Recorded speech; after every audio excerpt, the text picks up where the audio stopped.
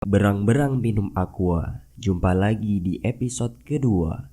Kalau kemarin kita di episode pertama ngomongin atau ngebahas tentang gimana sih sejarahnya orang-orang Jawa zaman dulu kok nggak pakai nama marga atau nama keluarga. Di episode kedua ini kita masih akan ngomongin atau ngebahas tentang hal-hal yang berbau dengan Jawa. Tapi kali ini yang kita bahas adalah bahasanya, teman-teman. Jadi kalau nasi itu dalam bahasa Inggris itu disebut rice. Apapun bentuknya, baik berupa biji atau beras, namanya tetap saja rice. Namun kalau di Jawa itu penamaannya akan lebih kompleks. Misalnya, yang masih melekat di pohon itu disebut dengan pari. Dan yang sudah dipanen tapi masih ada kulitnya itu namanya gabah. Dan yang sudah diseleb itu baru beras. Kemudian kalau sudah ditanam itu disebut dengan sego. Nah, pari, gabah, beras, sego itu jika diucapkan dalam bahasa Inggris namanya tetap rice. Namun bahasa Jawa itu memang unik, teman-teman. Jadi bahasa Jawa itu termasuk dalam kelompok bahasa Austronesia.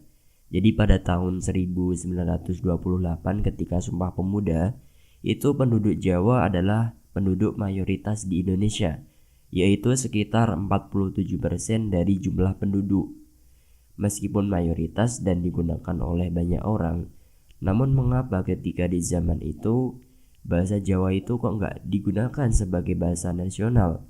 Nah, mungkin pertanyaan saya ini mewakili pertanyaan teman-teman semua. Dan apa yang ingin saya sampaikan di sini ada dasarnya dari beberapa referensi, artikel, dan jurnal. Jadi kita langsung ke sebab yang pertama, yaitu karena bahasa Jawa itu sulit dipelajari, teman-teman. Jadi bahasa Jawa itu memang rumit. Untuk mengetahui salah satu nama dari benda saja terkadang dibutuhkan banyak kata.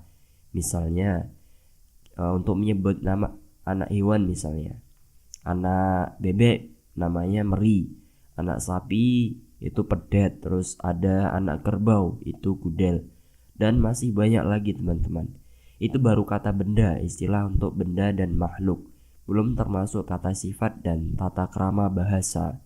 Jadi dalam bahasa Jawa itu ada yang namanya paroma sastro atau empan papannya, atau simpelnya itu adalah gradasi. Jadi ada bahasa krama itu digunakan untuk derajat orang yang lebih rendah dengan orang yang lebih tinggi. Misalnya seperti anak dengan orang tua, murid dengan guru, terus pelayan dengan pemiliknya, dan sebagainya. Dan ada juga bahasa ngoko, yaitu merupakan simbol keakraban yang biasanya itu digunakan untuk oleh orang-orang yang dekat atau sederajat. Misalnya anak dengan anak atau antara orang yang sudah saling kenal lama.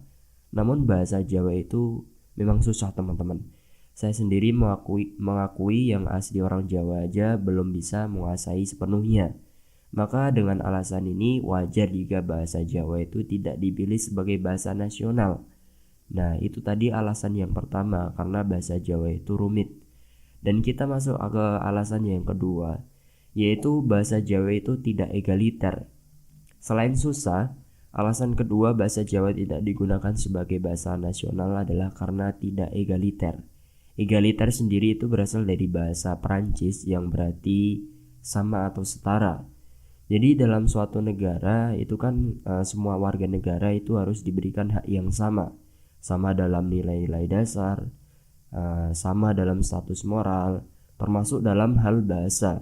Bahasa Jawa yang kita gunakan ini dianggap tidak egaliter karena memiliki tingkat status sosial.